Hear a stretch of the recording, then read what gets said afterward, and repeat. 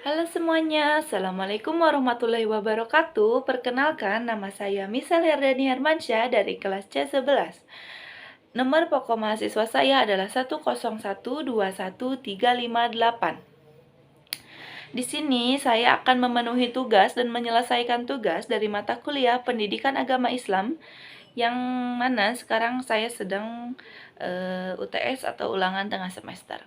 Di sini saya akan membahas sedikit menjelaskan mengulas kembali dari bab 1 sampai dengan bab 3. Sebelumnya saya mohon maaf apabila suara saya kurang jelas atau sedikit berisik karena rumah saya berada di dekat madrasah. Yang pertama adalah pengertian Ma'rifatur Rasul. Ma'rifatur Rasul yaitu membicarakan bagaimana kita mengenal Rasul, apa yang perlu kita kenal dari sosok Rasul, dan bagaimana pula kita mengamalkan Islam melalui petunjuk Rasul. Intinya seperti bagaimana kita mengenal sosok Rasul yang perlu kita teladani. Mengenal Rasul. Rasul adalah nabi yang wajib menyampaikan wahyu yang ia terima. Hadis Imam Ahmad yang bersumber dari Abu Umamah, Nabi Shallallahu Alaihi Wasallam bersabda, "Aku bertanya, ya Rasulullah, ada berapakah jumlah nabi?" Rasulullah pun menjawab, "Nabi ada 124.000 dan di antara mereka ada para rasul sebanyak 315." Berdasarkan Al-Quran Surah An-Nisa ayat 163, dijelaskan bahwa Nabi Nuh alaihi salam merupakan Nabi sekaligus Rasul pertama yang diutus oleh Allah. Materi selanjutnya adalah perbedaan Nabi dan Rasul. Nabi dan Rasul itu sama-sama manusia pilihan yang bertugas memberi petunjuk kepada manusia tentang keesaan atau kebesaran Allah Subhanahu wa Ta'ala dan membina agar melaksanakan ajarannya. Perbedaannya adalah Nabi merupakan orang yang diberi wahyu oleh Allah Subhanahu wa Ta'ala sebagai panduan hidup untuk dirinya sendiri atau untuk umat Allah. Nabi juga merupakan pembawa ajaran agama yang dibawa Rasul sebelumnya. Sedangkan Rasul adalah seorang nabi yang wajib menyampaikan wahyu yang dia terima. Seperti Rasul sudah pasti, tapi Nabi belum pasti. Rasul maksud saya seperti ini. Ketika dia adalah seorang rasul, maka dia sudah pasti seorang nabi. Tetapi seorang nabi belum tentu dia adalah seorang rasul. Selanjutnya ada ciri-ciri Rasulullah. Memiliki sifat asasiyah, memiliki mukjizat, berita kedatangannya selalu menjadi sihir yang nyata. Ada juga berita kenabiannya, setiap Rasul senantiasa membawa perintah Allah untuk mengajak umatnya ke jalan yang baik, dan adanya hasil dari dakwah yang dilakukannya. Dapat kita sadari, dapat kita lihat, dan dapat kita rasakan bahwa dakwah Rasulullah SAW dari segi kualitas, mereka memiliki keimanan yang sangat kokoh, tidak goyah oleh apapun juga.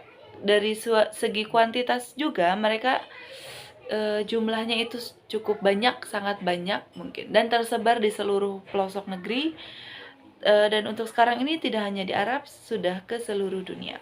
Oke. Pentingnya iman kepada Rasul. Iman kepada Rasul adalah salah satu rukun iman di antara 6 rukun iman yang kita pelajari. Seseorang tidak dianggap muslim dan mukmin kecuali ia beriman bahwa Allah mengutus para rasul yang menyampaikan hakikat yang sebenarnya dari agama Islam, yaitu tauhidullah. Juga tidak dianggap beriman atau muslim kecuali ia beriman kepada seluruh rasul dan tidak membedakan antara satu dengan yang lainnya. Di sini saya akan memberikan 4 contoh manfaat iman kepada Rasul. Yang pertama adalah makin sempurna imannya. Ketika kita beriman kepada Rasul, kepada para Rasul, pada Nabi, maka iman kita akan sempurna. Maaf, saya istirahat azan dulu sebentar. Ya, dan selanjutnya itu terdorong untuk menjadikan contoh dalam hidupnya seperti sifat-sifat Rasul, sunnah Rasul, seperti kita saling menyayangi, saling memaafkan, tolong menolong, ya hal-hal baik yang seperti itu.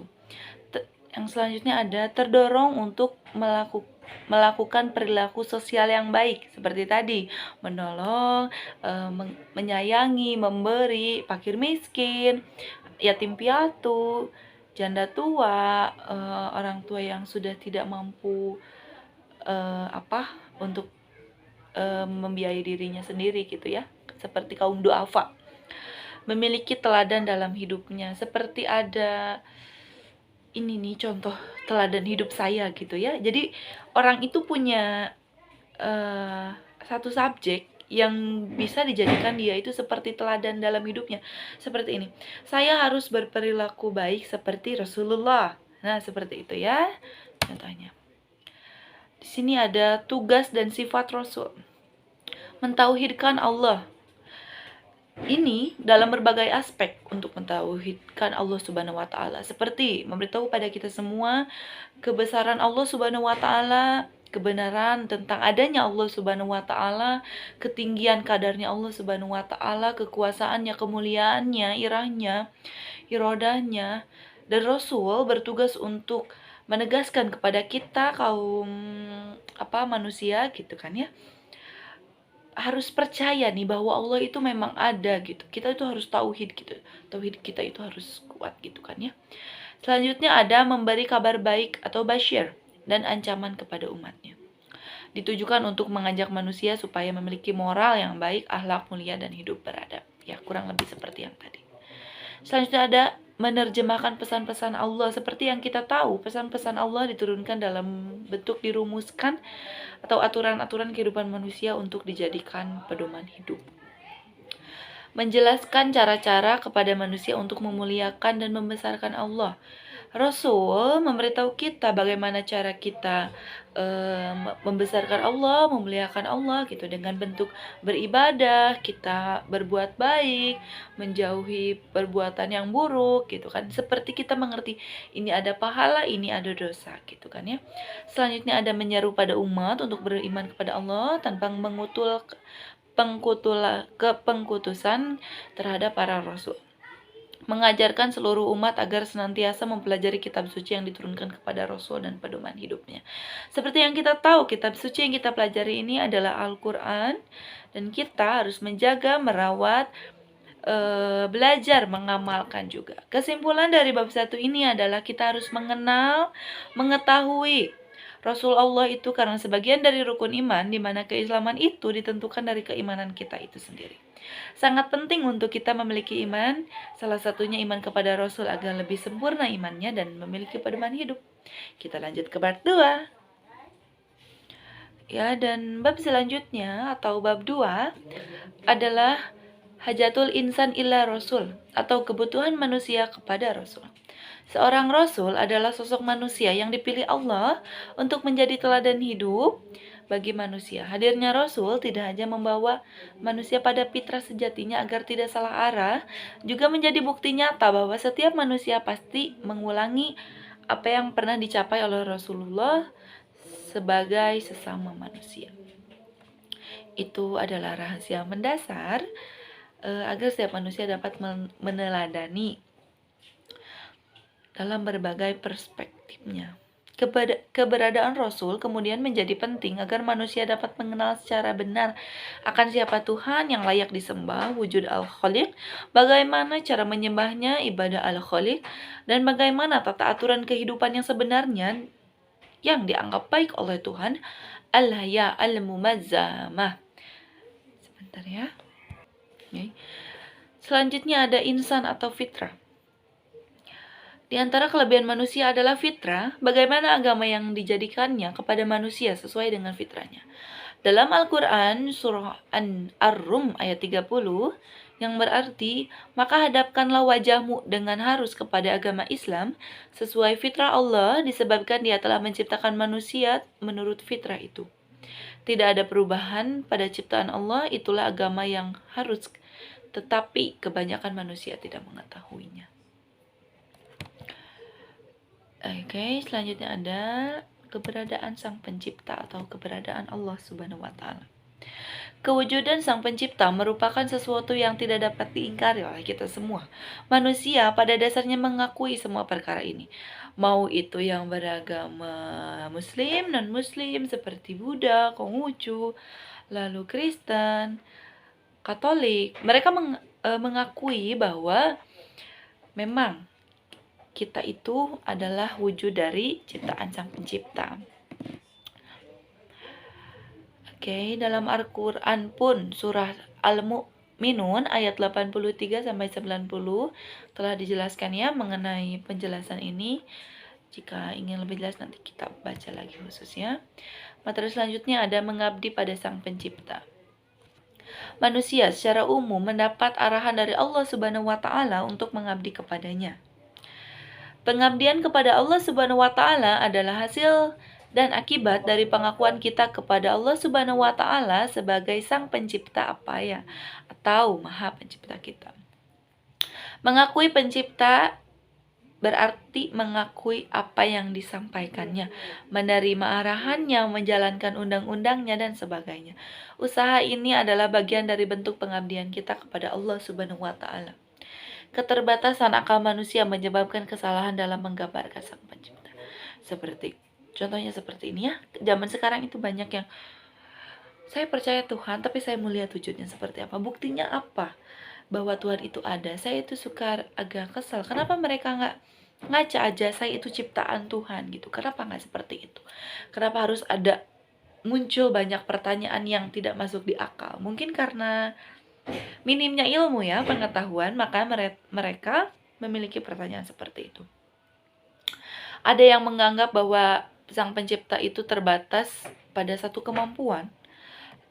Padahal, jika kita menyadarinya, langit adalah ciptaannya, laut, gunung, awan, kita, hewan-hewan, tumbuhan, itu adalah ciptaan Allah Subhanahu wa taala.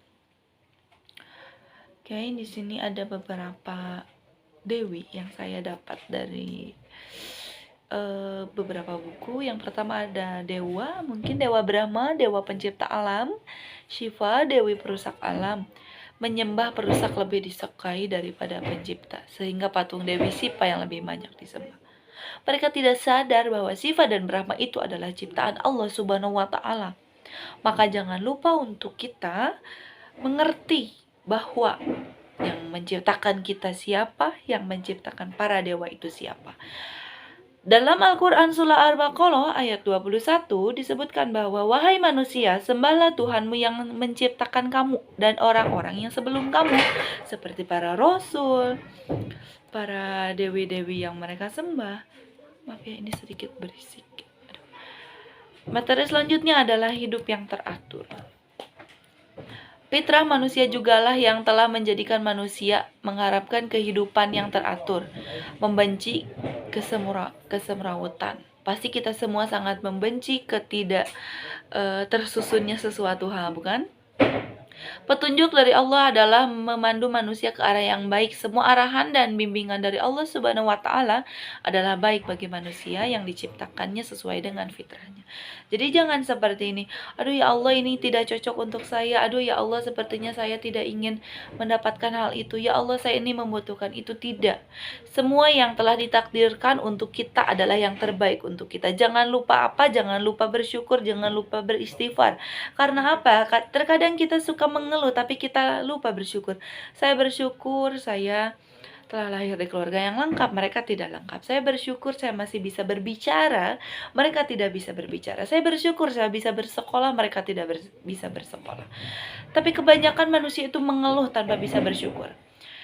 Terdapat dalam Al-Quran Surah Al-Qasas ayat 50, maka jika mereka tidak menjawab tantanganmu, maka ketahuilah bahwa mereka hanyalah mengikuti keinginan mereka. Dan siapakah yang lebih sesat daripada orang yang mengikuti keinginannya tanpa mendapat petunjuk dari Allah sedikit pun? Sungguh Allah tidak memberi petunjuk kepada orang-orang yang zalim. Apa kita mau masuk menjadi orang-orang yang zalim? Na'udzubillahi min dzalik. Yang selanjutnya ada petunjuk Rasul.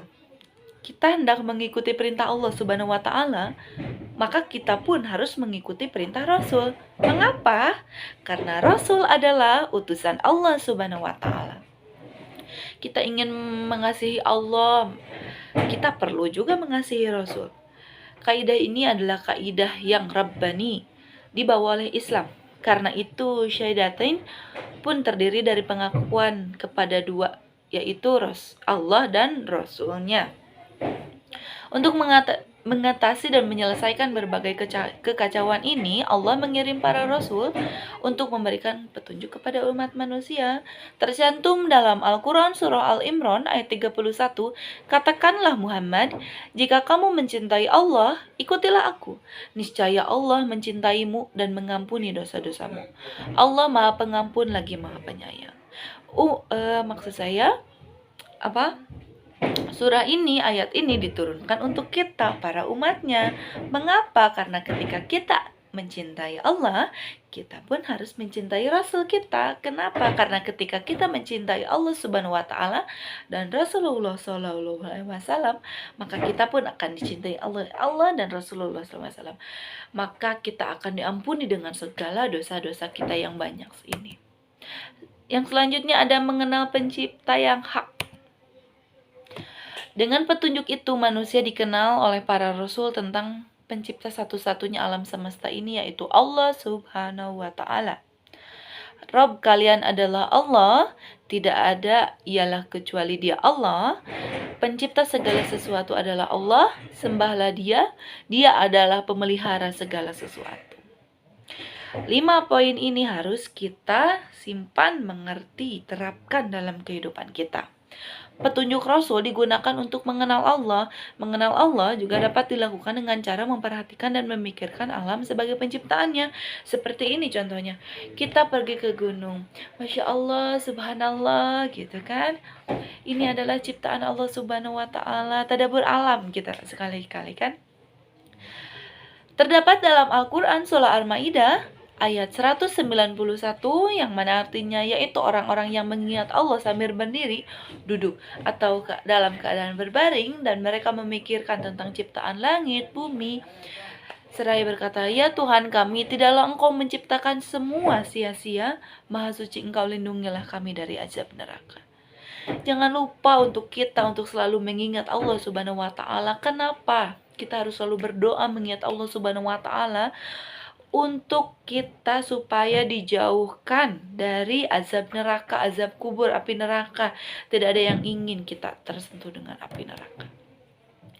Selanjutnya ada panduan hidup. Rasulullah Shallallahu Alaihi Wasallam adalah teladan yang baik. Dikatakan bahwa Rasulullah adalah Al-Quran yang berjalan karena akhlaknya adalah Al-Quran. Hadis riwayat Ahmad. Saking mulianya Rasulullah sampai dikatakan Al-Quran yang berjalan. Tapi ingat, Rasulullah dengan Al-Quran itu tidak sama. Terdapat dalam Al-Quran surah Al-Ahzab ayat 21 yang mana berbunyi, sungguh telah ada pada diri Rasulullah itu suri tauladan yang baik bagimu, yaitu bagi orang yang mengharap ralumat Allah dan kedatangan hari kiamat dan banyak mengingat Allah.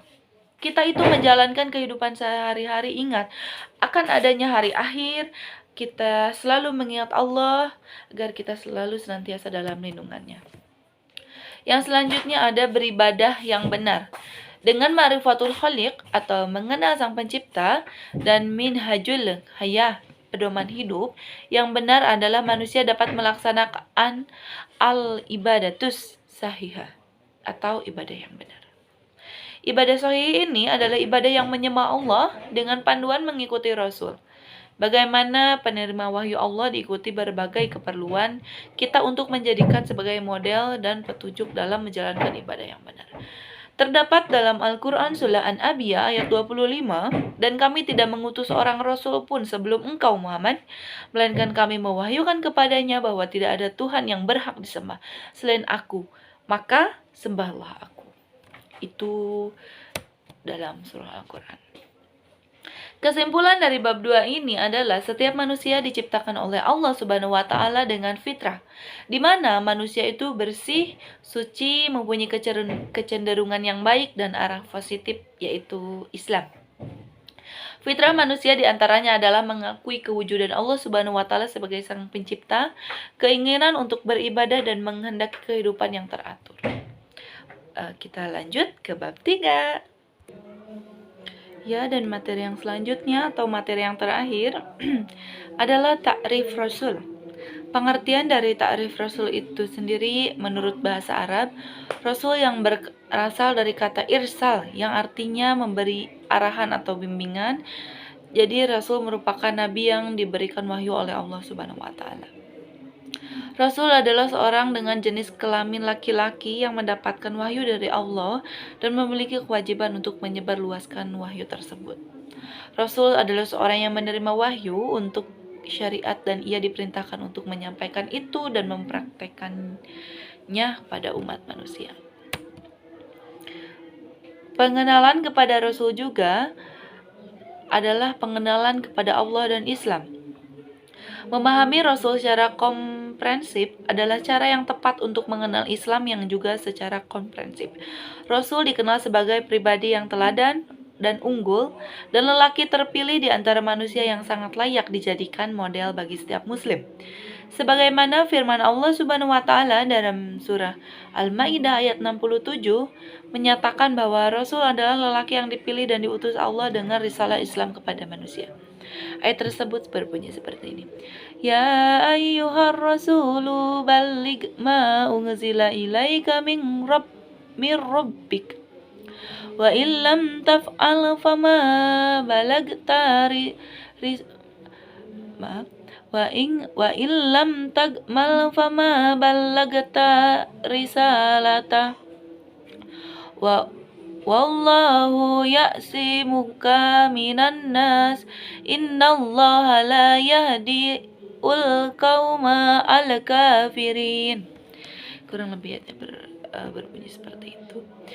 Selanjutnya adalah tanda-tanda kerasulan. Berbagai tanda kenabian Muhammad SAW telah diketahui sejak masa mudanya dengan karakter dan ciri fisik yang bahkan diketahui oleh seorang rahib Yahudi. Sifatnya yang menentang kesyirikan, akhlak baik hingga ciri di bahu tersebut menjadi tanda awal kenabian Muhammad SAW. Al-Quran, sebuah kitab yang di dalamnya terdapat berita hingga kisah orang-orang sebelum Nabi lahir, bahkan setelah Nabi wafat. Kitab ini menjadi hukum yang hingga sekarang masih menjadi pedoman bagi umat manusia. Tentu, karena kita menjadikan Al-Quran sebagai pedoman hidup kita. Selanjutnya ada Isra dan Mi'raj. Perjalanan dari Masjidil Haram ke Masjidil Aqsa, kemudian menuju langit yang tinggi, dan akhirnya ke Sidratul Muntaha, dan kembali lagi ke tempat tidurnya tanpa merasakan kedinginan. Berita kedatangan Nabi, Allah Subhanahu wa taala berfirman dalam surah Al-A'raf ayat 157, yaitu orang-orang yang mengikuti Rasul Nabi yang ummi namanya, mereka dapat tertulis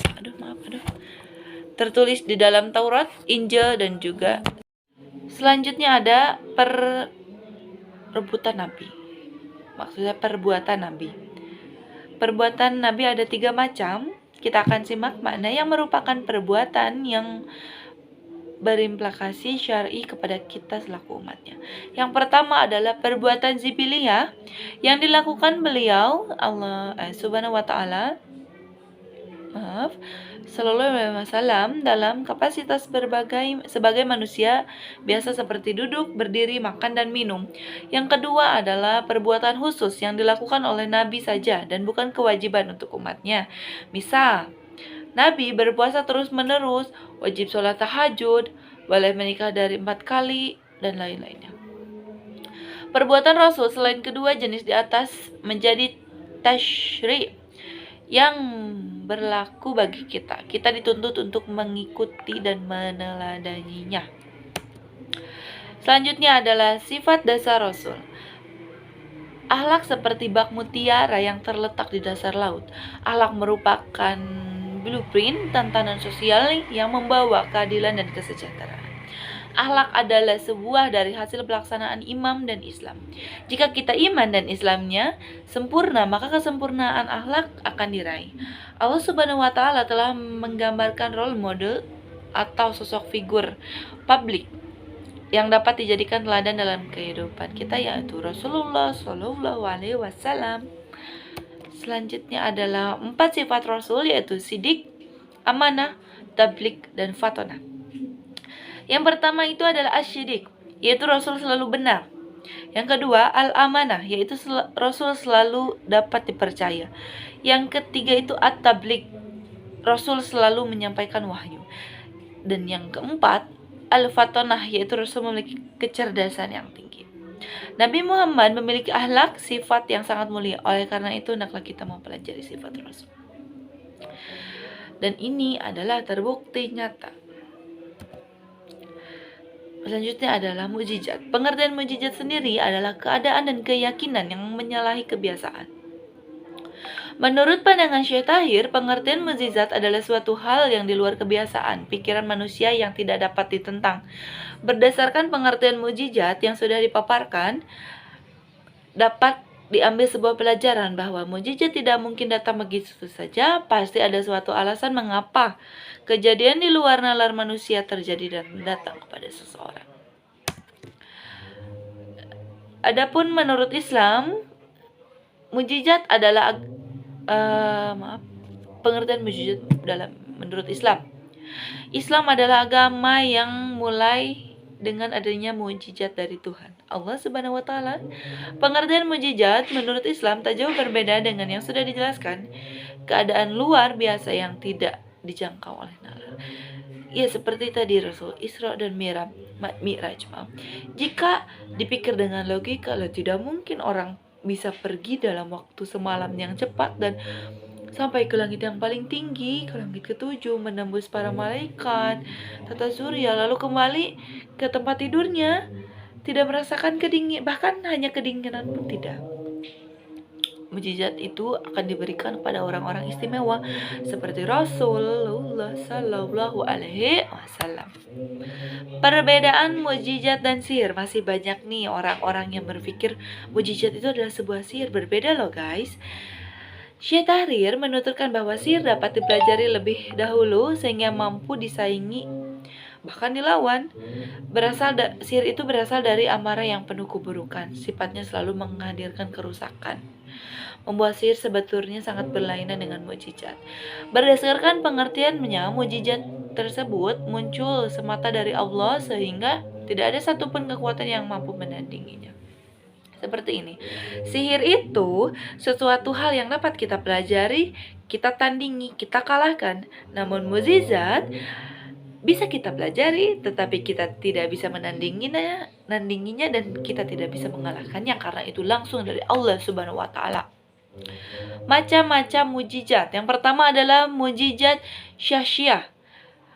Adalah mukjizat yang keluar dan berasal dari tubuh seorang nabi serta rasul. Sepertinya halnya peristiwa air yang keluar dari celah jari Rasulullah SAW, cahaya bulan hingga memancar tangan Nabi Musa alaihissalam adalah penyembuhan penyakit buta dan juga kisah dari Nabi Isa.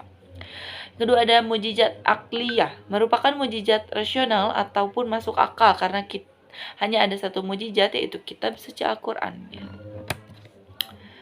Ketiga adalah mukjizat kauniyah, adalah mukjizat yang memiliki kaitan dengan peristiwa alam, seperti lautan yang dibelah dua oleh seperti bulan yang dibelah dua oleh Nabi Muhammad, dibelahnya laut oleh Nabi Musa dengan tongkatnya. Dan selanjutnya adalah mukjizat salbiyah, adalah membuat sesuatu tidak berdaya seperti pada Nabi Ibrahim alaihissalam yang dibakar oleh Raja Namrud, akan tetapi api tidak mampu membakar tubuhnya. Berita kedatangan, ya, terdapat dalam Quran surat 61 ayat 6. Dan ingatlah ketika Isa putra Maryam berkata, "Wahai Bani Israel, sesungguhnya aku utusan Allah kepadamu yang membenarkan kitab yang turun sebelumku, yaitu Taurat, dan memberi kabar dengan gembira dengan seorang Rasul yang akan datang setelahku, namanya Ahmad atau Muhammad. Namun ketika Rasul itu datang, mereka dengan membawa bukti-bukti yang nyata, mereka akan berkata, ini adalah sihir yang nyata." Ayat ini dibicarakan umat Nabi Isa yang menolak beriman kepada Nabi Muhammad, padahal Allah sudah memberitahukan tentang kehadiran beliau di dalam Injil. Mereka berkata kepada sesama orang Kristen, Al-Quran ini adalah sihir yang nyata, bukan wahyu, bukan kitab suci. Ya, mereka berpikir ini adalah buku sihir, bukan kitab suci yang diturunkan langsung oleh Allah Subhanahu wa taala. Selanjutnya adalah berita kenabian. Allah berpesan agar Nabi tidak berputus asa ataupun merasa sendirian menghadapi tantangan-tantangan seperti itu, karena cukuplah Allah yang memberi petunjuk dan penolong. Kita pun harus seperti itu ketika kita sedang terpuruk dalam masalah. Ingat bahwa Allah adalah satu-satunya zat yang mampu menolong kita. Selanjutnya adalah hasil perbuatan. Nabi Muhammad adalah utusan Allah, dan orang-orang yang bersama dengannya bersikap keras terhadap orang-orang yang kafir, bersikap memusuhi tetapi berkasih sayang sesama mereka. Saya pernah mendengar satu cerita bahwa ada Rasulullah itu ketika akan pergi salat diludahi oleh seorang kafir. Setiap hari seperti itu, dicaci maki, diludahi, dicaci maki, diludahi. Apa Rasulullah malah tidak? Pernah satu ketika ludah orang kafir tersebut mengenai muka Rasulullah, dan Rasulullah hanya tersenyum dan membersihkan ludah tersebut. Hingga pada suatu hari orang kafir yang selalu meludahi Rasulullah SAW itu tidak ada. Sudah beberapa hari, kenapa tidak ada? Rasulullah pun bertanya pada si Fulan, Fulan, kemana orang yang selalu mencaci maki saya, meludahi saya? Ya Rasulullah, orang itu sedang sakit parah. Bahkan dia sedang sakarat atau sakaratul maut. Rasulullah panik. Usai sholat, Rasulullah langsung pergi bersama sahabat-sahabatnya untuk menjenguk orang tersebut. Lalu sahabat berkata, kenapa Rasulullah? Kenapa kita harus menjenguk orang itu? Sedangkan orang itu selalu mencaci maki kita, agama kita, Tuhan kita, dan meludahi engkau Rasulullah. Kata Rasulullah, kita tidak boleh berperilaku buruk kepada orang yang telah berlaku buruk kepada kita, karena sama halnya kita buruk dengan orang itu. Rasulullah itu maha penyayang, maha juga pengasih. Rasulullah itu selalu memaafkan orang yang berlaku salah kepada dia. Dan orang itu pun menangis ketika datang Rasulullah kepada rumahnya. Orang itu menangis dengan sejadi-jadinya dan meminta untuk dijadikan seorang muslim, karena melihat kasih sayang Rasulullah yang tiada batasnya. Dan pada saat itu juga orang itu menjadi seorang muslim. Selanjutnya adalah bagaimana kita meneladani sifat-sifat seperti itu. Janganlah kita menjadi seorang yang penuh dengan iri dengki, dendam, dan juga emosional. Kenapa? Karena kita diharuskan, diwajibkan untuk menjadi seorang pemaaf, seorang yang memiliki hati yang bersih, tidak iri, tidak dengki, tidak suuzon kepada orang lain. Ingat, kita harus selalu husnuzon kepada orang lain, dan jangan pernah kita memiliki dendam pada orang yang menyakiti kita, ataupun kita memiliki sakit hati yang berkepanjangan, tidak bisa memaafkan orang tersebut. Jangan. Kita diusahakan setiap malam itu, ya Allah, saya ingin memaafkan orang tersebut. Ya Allah, saya meminta maaf kepada semua orang yang telah saya sakiti, yang saya sadari dan tidak saya sadari. Meskipun kita sudah meminta maaf pada orang itu, ingat doa itu setiap mau tidur. Sebelum kita tutup, saya mohon maaf karena mungkin kurang jelas atau masih banyak yang kurang benar, karena saya juga masih belajar. Sebelumnya kita dengarkan sholawat dulu ya, bareng-bareng sebentar.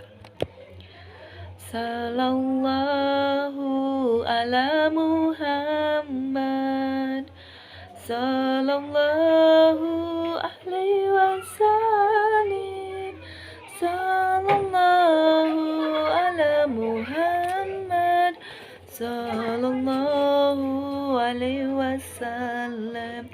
Jangan pernah lupa untuk berselawat setiap hari, berzikir, beristighfar, bersyukur juga. Jangan pernah lupa juga meminta ampunan atas dosa yang telah kita lakukan. Mungkin hanya segitu yang dapat saya sampaikan. Mohon maaf atas segala kesalahan. Wabillahi taufik wal hidayah. Wassalamualaikum warahmatullahi wabarakatuh.